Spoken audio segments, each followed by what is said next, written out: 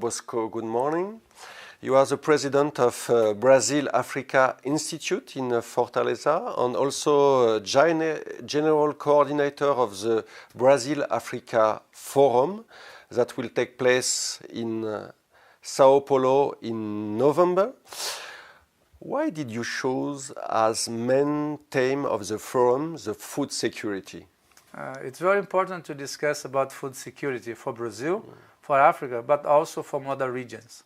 Every year when we decide to talk about one specific agenda, which is important for both regions, Brazil and Africa, we need to be very sure in what will be the contribution that we will bring after 2 days of discussion.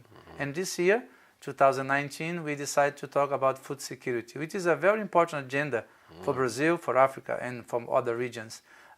Brazil, if you look back 30 years ago, 40 years ago, we had many problems in Brazil to produce food. We even imported before, and now Brazil is one of the biggest producer of food. And if you look back to Brazil this time, we faced many problems that we can see in Africa now. So, which kind of problem? Food is a major issue. If you do not give people the proper food, proper food condition, they will not be efficient in terms of production, even industry, right? So the idea that we had when we start to think about food security agenda was to put together people from Brazil, from Africa, from other regions to present good practices, good ideas. And then this could be a facilitator for Africa to solve some problems. If you go to Nigeria, if you go to South Africa, if you go to Kenya, in these big countries, there is a major issue on food production, food distribution, also nutrition. And I don't say that Brazil will solve the problems, but we can bring some solutions that we had in Brazil, and then this could be applied for the African scenario. What Africa should learn about Brazilian experience? Africa should see the infrastructure that Brazil implemented. If you go to many places in the center of Brazil, you see production of crops. I can say corn, soybean, milk production, and Africa could learn from the experience of Brazil. Business people from Brazil, they had the experience that the production of food could be a profitable business, profitable activity. And Africa can do the same. Business people from Africa, they can share experience with Brazil and to apply in Africa what we had in Brazil before, what we have in Brazil now, nowadays. I don't think that we can just plug and play what we had in Brazil in Africa, because every country has its own particularity, right? We need to respect this. I mean, we cannot put everything in the same basket. We need to adjust. We can bring some experience from Brazil and adjust specifically by the country. What are the main problems facing African agriculture? Is it a lack of political will? Is it difficulty to access to the credit? Is it a problem of access to the property land? I think all the things that you mentioned could be combined in a major problem. If you go to the land aspect, it's not the same as we have in Brazil. If you go if you speak with a Brazilian small farmer, or 10 acres or 20 acres, in Africa is a big land. So you don't have the same picture when you compare Brazil and Africa. But land is one major issue. You need to have give the opportunity for the farmers to produce in their own land. But if they cannot produce by themselves, you can use cooperatives, which is something that Brazil used very well. Also, financial support. If the government of African countries do not give support to the producers, they cannot produce by themselves, because the seed, for example, where the seed will come from, what kind of seed they will used to have a good production. I give an example. I was talking with a Cameroonian farmer 2 years ago, and he asked me to bring some seeds from Brazil, because he said the seeds that we produce here, that we use here, doesn't bring a very big production. So we know that if we use the proper seed to produce soybean, we have a bigger production. Without a good seed, the production that we have is not enough. So this comes to another discussion, which is technology. If you do not invest in technology, you are not able to produce big quantities. Okay. Brazil has a big experience in the production of ethanol. Do you think there is an opportunity for Africa to invest in bioenergy? They produce sugarcane like you did in Brazil? Yeah, I think the two things, production of food and production of energy, could be combined. There is one discussion, which is what comes first, the production of food or production of energy? It's the chicken egg discussion. And I think the two things can be together combined. And without energy, you cannot produce food. So if you produce sugar cane, is the sugar cane necessary to produce sugar or ethanol? Both things can be combined, but you need to give the infrastructure, the proper infrastructure to produce both things. You can produce ethanol from corn, yes, but how can you produce ethanol from corn if you don't have proper management? And also the financial conditions is very important. I'm very sure that soon the discussion of producing ethanol, bioenergy, and producing food will be connected very easy. During the Brazil-Africa Forum, I take this opportunity to mention to you, we'll have one discussion specifically about food production and production of energy. Without energy, there is no enough production of food.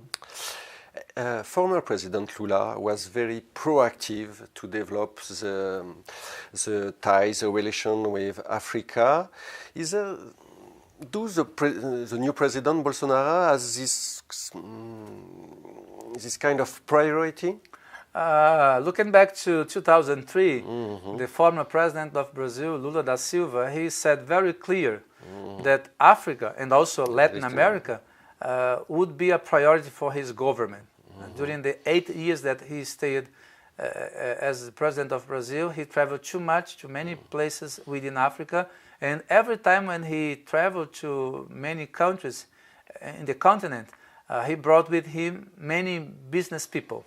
And the idea at that time was to change the mentality and the idea that people had about Africa. And he mentioned that Africa could be a potential partner for Brazil. Of course, if you take 54 countries, you need to select. Each one is more easy to discuss, to have a discussion on opportunities. The new president of Brazil, the current president of Brazil, did not say that Africa is a priority for his government. In fact, the Brazilian foreign affairs direction is not oriented to Africa or other places, right? But it's very premature to say that the government of President Bolsonaro is not close to Africa. Myself, I think that very soon the new government of Brazil will understand that Africa should be in the agenda. That's what we are thinking to discuss during the forum, the Brazil-Africa Forum as well. Is there a big Brazilian firms lobbies that can push the government to strengthen the relation with Africa? I think the two things should be combined, the efforts from the government and the efforts from the private sector. Without the power of the private sector, we are not able to go very far. The government doesn't move by itself. I mean, the government drives, the government gives the direction, but is the private sector the one which is able to put also the power on the ground? Now, the private sector of Brazil is kind of lazy in terms of coming to Africa. But I'm sure that very soon the government of Brazil, with the efforts of the private sector, and agriculture is one of the main tools that we can use to restart this conversation. I've been talking with people from private sector related to agriculture, equipment, machinery, technology are coming to Africa without the government of Brazil saying that is a priority. So soon, I understand this could be a good new moment for Brazil and Africa. You travel a lot in Africa for the last few years. What, in your opinion, are the best countries for Brazilian firm to invest, and in which sectors? We have 54 countries. Is not a very easy agenda for Brazil. The Portuguese-speaking countries, the 5 that we have in Africa, sometimes is the best way to enter the continent because of the language and the cultural aspect. But Africa is more than 5 countries. If you go to Kenya, which is East Africa, is not close to Brazil, but it's close in terms of connection. If you go to Ethiopia, we have even one flight from Addis to São Paulo, daily flight, which is important to link. Morocco also, it's close to Brazil. So I don't think we can select. I mentioned 5 or 6 countries here, but we can do many things in terms of areas. Infrastructure is one area that Brazil can work very well. Agriculture, for sure. Innovation technology is one possibility that we can do something. I'm very proud to recognize that Brazilian company related to innovation technology are bringing some activities to Africa and also bringing some Africans to Brazil. Just recently, we inaugurated one facility from Angola. One Angolan company brought one undersea cable from Luanda to Fortaleza, which is the first undersea cable linking both continents. So 7,000 kilometers from Luanda to Fortaleza. And now they start a data center. So if you look back 10 years ago, this could not be possible. Now we have one African company doing business in Brazil in a very high level perspective. How do you judge the evolution of African integration? You have all this economic zone by East African economy, COMESA for Southern Africa, ECOWAS for Western Africa, and now this big project of continental free zone. Is it a positive sign for business and to develop exchanges with big countries like Brazil, like China? The proverb, the African proverb, which says that if you want to go further, you should go together, I think is a very, very true reality, right? So the 54 countries, when they are united to have one agreement on free trade zone, I think it's very important to within Africa to combine efforts to define what is the priority. If you go to Brazil, if you pick 1 or 2 countries from Africa and say what would be the best market, you can pick many out of 54. Look into region SADC, COMESA. I think Brazil can be a door that these regions could knock to open not only the Brazilian market, but the South American market. Brazil is big, but you have other countries around Brazil that could be a good opportunity for African markets as well. I'm very sure that this integrated community that we have, COMESA, SADC, others, they are very important to link with Brazil, but also with South America. The discussion, the political discussion is important. So the government of the countries related to the region should address to Brazil. And I keep saying to to the politicians. If you stay in your country, if you do not cross the Atlantic, you are not able to show what is the potential of the market that you have on the other side. Let's do a little perspective. There is a big competition of big power now to gain the market in Africa. Brazil has some ambition. European considers that it's historical market for them. China is pushing very hard. Turkey, India also. Which is going to win the game at the end of the day? Well, I don't have the answer right now. I maybe in 20 years we can have this decision or answer. But Brazil is playing a very important role approaching itself to Africa. It's not easy to compete with the market that you mentioned, China, Turkey, Europe, because Europe and for the historical aspect, China because of the gigantism of Africa, Turkey is very well located. But Brazil, I think, because of the roots, the historical roots, the geography, the cultural aspect, Brazil, it's maybe up front of these other markets, right? But we need to insist. I'm sure that everybody with Africa has to play its